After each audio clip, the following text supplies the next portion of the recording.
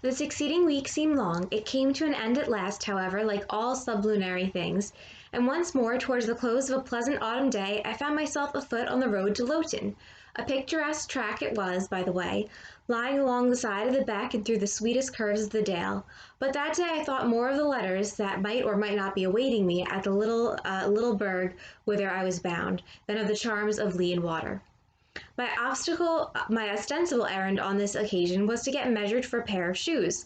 So I discharged that business first, and when it was done, I stepped across the clean and quiet little street from the shoemaker's to the post office. It was kept by an old dame who wore horn spectacles on her nose and black mittens on her hands. "Are there any letters for J.E.?" I asked. She peered at me over her spectacles, and then she opened a drawer and fumbled among its contents for a long time, so long that my hopes began to falter. At last, having held a document before her glasses for nearly 5 minutes, she presented it across the counter, accompanying the act by another inquisitive and mistrustful glance. It was for J.E. "Is there only one?" I demanded. "There are no more," said she, and I put it in my pocket and turned my face homeward. I could not open it then. Rules obliged me to be back by 8, and it was already 7:30. Various duties awaited me on my arrival. I had to sit with the girls during their hour of study, then it was my turn to read prayers, to see them to bed. Afterwards I supped with the other teachers. Even when we finally retired for the night, the inevitable Miss Gryce was still my companion. We had only a short end of candle in our candlestick, and I dreaded lest she should talk till it was all burnt out. Fortunately, however, the heavy supper she had eaten produced a soporific effect.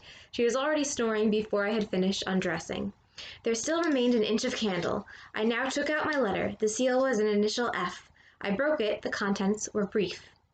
"If J.E., who advertised in the Shire Herald of last Thursday, possesses the acquirements mentioned, and if she is in a position to give satisfactory references as to character and competency, a situation can be offered her where there is but one pupil, a little girl, under 10 years of age, and where the salary is £30 per annum. J.E. is requested to send references, name, address, and all particulars to the direction Mrs. Fairfax, Thornfield, near Millcote, Shire." I examined the document long. The writing was old-fashioned and rather uncertain, like that of an elderly lady. This circumstance was satisfactory. A private fear had haunted me that in thus acting for myself, and by my own guidance, I ran the risk of getting into some scrape. And above all things, I wished the results of my endeavors to be respectable, proper, and regle. I now felt that an elderly lady was no bad ingredient in the business I had on hand. Mrs. Fairfax.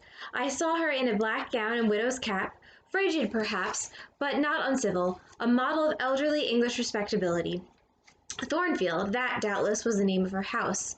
A neat, orderly spot, I was sure, though I failed in my efforts to conceive a correct plan of the premises. Millcote, Shire. I brushed up my recollections of the map of England. Yes, I saw it, both the shire and the town. Shire was 70 miles nearer London than the remote county where I now resided. That was a recommendation to me. I longed to go where there was life and movement. Millcote was a large manufacturing town on the banks of the Eyre, a busy place enough, doubtless. So much the better. It would be a complete change at least. Not that my fancy was much captivated by the idea of long chimneys and clouds of smoke, but, I argued, Thornfield will probably be a good way from the town. Here the socket of the candle dropped and the wick went out. Next day, new steps were to be taken. My plans could no longer be confined to my own breast. I must impart them in order to achieve their success. Having sought and obtained an audience of the superintendent during the noontide recreation, I told her I had a prospect of getting a new situation where the salary would be double what I now received, for at Lowood I only got £15 per annum, and requested she would break the matter for me to Mr. Brocklehurst, or some of the committee, and ascertain whether they would permit me to mention them as references. She obligingly consented to act as a mediatrix in the matter. The next day she laid the affair before Mr. Brocklehurst, who said that Mrs. Reed must be written to, as she was my natural guardian. A note was accordingly addressed to that lady, who returned for answer that I might do as I pleased. She had long relinquished all interference in my affairs. This note went the round of the committee, and at last, after what appeared to me most tedious delay, formal leave was given me to better my condition if I could. and an assurance added that as I had always conducted myself well, both as teacher and pupil at Lowood, a testimonial of character and capacity, signed by the inspectors of that institution, should forthwith be furnished me. So Jane sends a letter. She hears back. They want to hear job references, much like nowadays. And she finally has to reveal to everyone at Lowood that she's looking for a new position. It's double her salary. Go Jane. So she asks them for kind of permission. Everyone signs off on it and gladly signs the letter of recommendation for her. So things are moving in the right direction. This testimonial I accordingly received in about a month, forwarded a copy of it to Mrs. Fairfax, and got that lady's reply, stating that she was satisfied, and fixing that day forthright as a period for my assuming the post of governess in her house. I now busied myself in preparations. The fortnight passed rapidly. I had not a very large wardrobe, though it was adequate to my wants, and the last day sufficed to pack my trunk, the same I had brought with me 8 years ago from Gateshead. The box was corded, the card nailed on. In half an hour the carrier was to call for it to take it to Lowton, whither I myself was to repair at an early hour the next morning to meet the coach.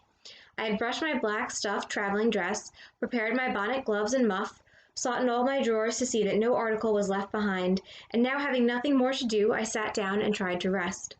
I could not, though I had been on foot all day, I could not now repose an instant. I was too much excited. A phase of my life was closing tonight, a new one opening tomorrow. Impossible to slumber at the interval. I must watch feverishly while the change was being accomplished. Miss, said a servant who met me in the lobby, where I was wandering like a troubled spirit, a person below wishes to see you. The carrier, no doubt, I thought, and ran downstairs without inquiry. I was passing the back parlor or teacher's sitting room, the door of which was half open, to go to the kitchen, when someone ran out. It's her, I am sure. I could have told her anywhere, cried the individual, who stopped my progress and took my hand. I looked. I saw a woman attired like a well-dressed servant, matronly, yet still young, very good-looking, with black hair and eyes and lively complexion. Well, who is it? She asked, in a voice with a smile I half recognized. You've not quite forgotten me, I think, Miss Jane. In another second I was embracing and kissing her rapturously. Bessie, Bessie, Bessie, that was all I said, whereat she half laughed, half cried, and we both went into the parlor. By the fire stood a little fellow of 3 years old in a plaid frock and trousers. That is my little boy, said Bessie directly. Then you are married, Bessie? Yes, nearly 5 years since to Robert Levin, the coachman, and I have a little girl besides Bobby there, that I've christened Jane. And you don't live at Gateshead? I live at the lodge. The old porter has left. Well, and how do they all get on? Tell me everything about them, Bessie, but sit down first, and Bobby, come sit on my knee, will you? But Bobby preferred sidling over to his mother. You're not grown so very tall, Miss Jane, nor so very stout, continued Mrs. Levin. I dare say they've not kept you too well at school.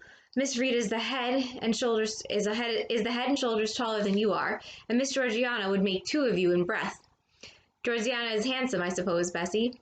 Very. She went up to London last winter with her mamma, and there everybody admired her, and a young lord fell in love with her, but his relations were against the match, and, what do you think? He and Miss Georgiana made it up to run away, but they were found out and stopped. It was Miss Reed that found them out. I believe she was envious, and now she and her sister lead a cat and dog life together. They are always quarreling. So Bessie reunites to Jane. She comes to see her and gives her some news of what's going on in Gateshead. Bessie's married, so she's now Mrs. Levin.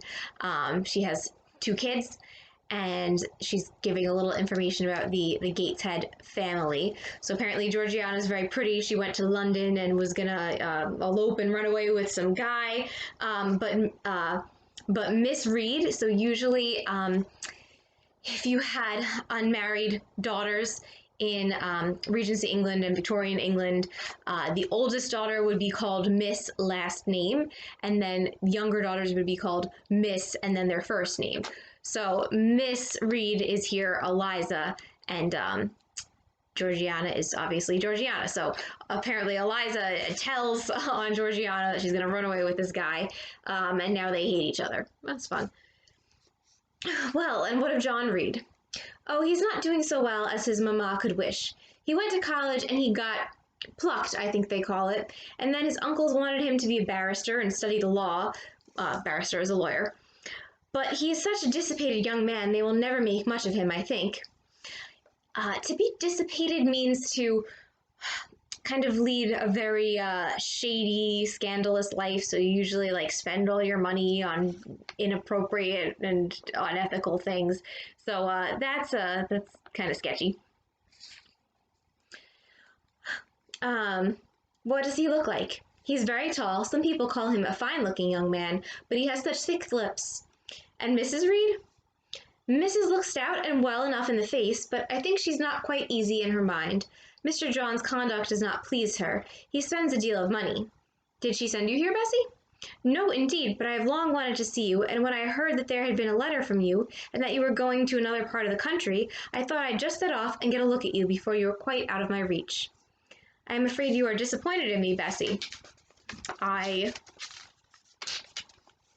said this laughing. I perceived that Bessie's glance, though it expressed regard, did in no shape denote admiration.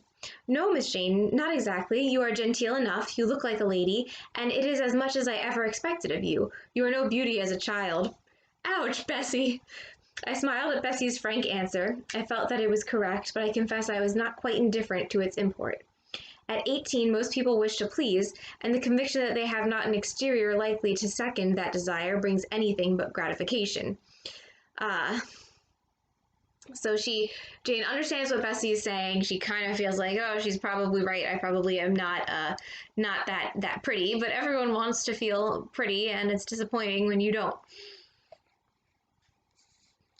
I dare say you are clever, though, continued Bessie, by way of solace. What can you do? Can you play on the piano? A little. There was one in the room. Bessie went and opened it, and then asked me to sit down and give her a tune. I played a waltz or two, and she was charmed. The Miss Reeds cannot play as well, said she exultingly. I always said you would surpass them in learning. And can you draw? That is one of my paintings over the chimney-piece. It was a landscape in watercolors, of which I had made a present to the superintendent, in acknowledgment of her obliging meditation with the committee on my behalf, and which she had framed and glazed. Well, that is beautiful, Miss Jane. It is as fine a picture as any Miss Reed's drawing master could paint, let alone the young ladies themselves, who could not come near it. And have you learnt French? Yes, Bessie, I can both read it and speak it. And you can work on muslin and canvas? I can. Oh, you are quite a lady, Miss Jane. I knew you would be. You will get on whether your relations notice you or not. There is something I wanted to ask you. Have you ever heard anything from your father's kinfolks, the Eyres? Never in my life.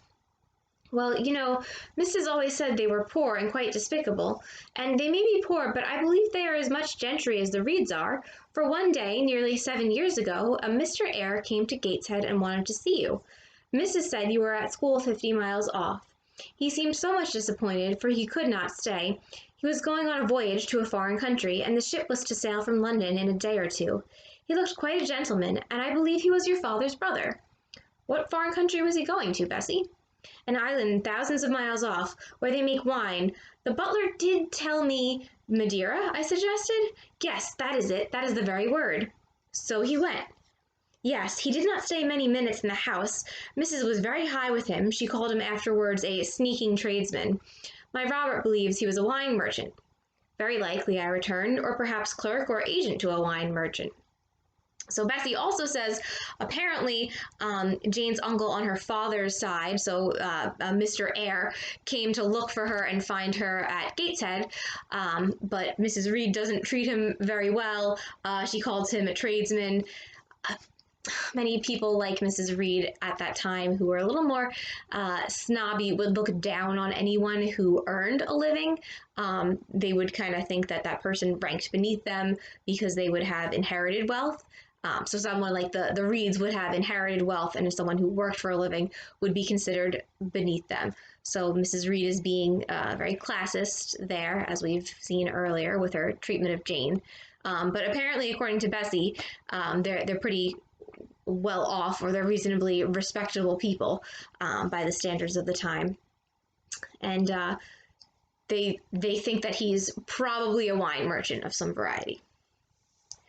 Bessie and I conversed about old times an hour longer, and then she was obliged to leave me. I saw her again for a few minutes the next morning at Lowton, while I was waiting for the coach. We parted finally at the door of the Brocklehurst Arms there. Each went her separate way. She set off for the brow of Lowood Fell to meet the conveyance which was to take her back to Gateshead. I mounted the vehicle which was to bear me to new duties and a new life in the unknown environs of Millcote. That's chapter 10.